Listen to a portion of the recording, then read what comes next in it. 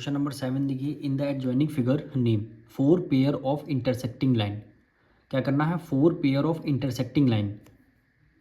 Intersecting line का मतलब है जैसे आपकी ए बी लाइन किसको इंटरसेक्ट कर रही, ई एफ को, तो ये क्या हो जाएगी? इंटरसेक्टिंग पेयर आपको इसी तरह बनाने हैं।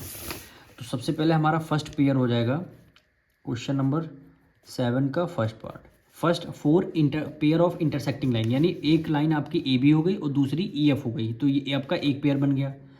तो यहाँ पे लिख देंगे A B comma E F.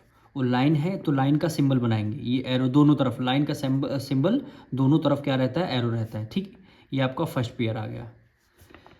अब सेकंड पेयर में इसी तरह देखना है, एक लाइन आपकी सी डी हो गई और दूसरी लाइन ई एफ हो गई, यानी C D comma E F. ठीक, ये क्या हो गई? लाइन का सिंबल है। ठीक, थर्ड पेयर देखते हैं। तो थर्ड पेयर आपका हो जाएगा ए बी और जी एच। ए बी और जी एच देखो इंटरसेक्ट यहाँ पे कर रहे हैं, ए बी और जी एच। तो यहाँ पे हो जाएगा A B comma G H, ये आपका लाइन का सिंबल है। ठीक, अब देखना है एक और, जी एच एक लाइन और एक line C D, G H and C D, ये भी लाइन यहाँ पे इंटरसेक्ट कर रही है। तो यहाँ पे लिख देंगे जी एच, ठीक,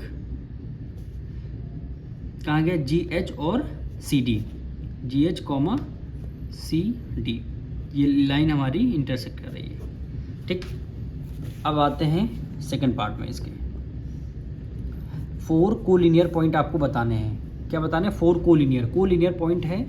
अगर 3 या 3 से ज़्यादा पॉइंट है एक लाइन में हैं तो क्या हो जाएंगे? कोलिनियर पॉइंट हो जाए। जैसे एक लाइन आप ए बी देखिए, ए बी में ये इस वाली लाइन में ए पॉइंट है, ई पॉइंट है, जी पॉइंट है, बी पॉइंट है, तो इसके कोलिनियर पॉइंट आपको नेम बताने हैं। 4 कोलिनियर पॉइंट के नेम। तो आपका पहला पॉइंट हो गया ई, ए हो गया, दूसरा कॉमा ई हो गया, तीसरा आपका जी हो गया, फिर चौथा क्या हो जाएगा? बी हो जाएगा, यानी ए ई जी बी।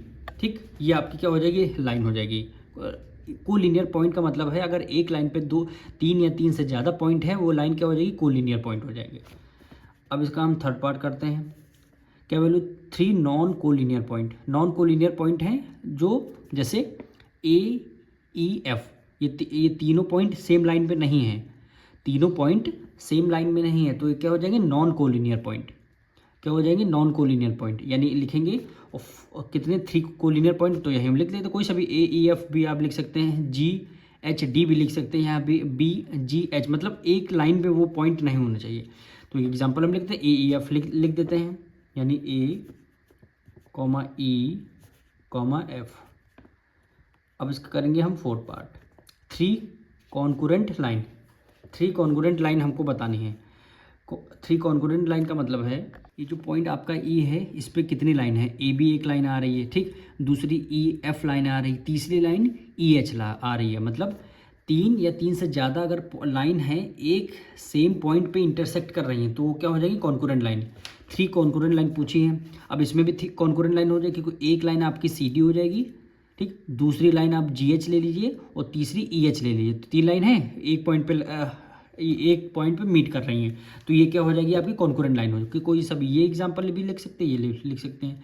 तो हम क्या करें? ए बी लाइन आपकी एक ए बी है, लाइन है तो लाइन का हमें सिंबल बनाना होगा, कॉमा एक लाइन आपकी ए बी है, दूसरी लाइन ई एफ है, दूसरी लाइन आपकी ई एफ है, ठीक, ए बी हो गई, ई एफ हो गई और ई एच हो गई,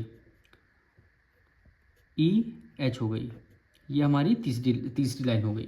ठीक, अगर हम फिफ्थ पार्ट में क्या कर रहे हैं? 3 line whose point of intersection is H. H का जो जहाँ पे इंटरसेक्ट हो रहा है आपको 3 लाइन बतानी है। एच पॉइंट ये है, 3 लाइन कौन सी इंटरसेक्ट हो रही है वो बतानी। एक लाइन आपकी जी एच हो गई, दूसरी ई एच हो गई, ई एच, और एक लाइन क्या हो जाएगी? आपकी सी डी हो जाएगी। तो क्योंकि एच पॉइंट पे बता रहा है कितनी लाइन आपकी इंटरसेक्ट कर रही हैं। तो एक लाइन सबसे पहले जी एच हो जाएगी, तो यहाँ पे लिखेंगे जी एच लिखेंगे, ठीक, जी एच लिखेंगे, फिर तीसरी लाइन आपकी को हो जाएगी ई एच हो जाएगी, कॉमा ई एच हो जाएगी, फिर तीसरी लाइन आपका सी डी लिख लीजिए, सी डी। ये आपको लाइन का सिंबल आपको ज़रूर बनाना, तो यही आपका आंसर हो जाएगा।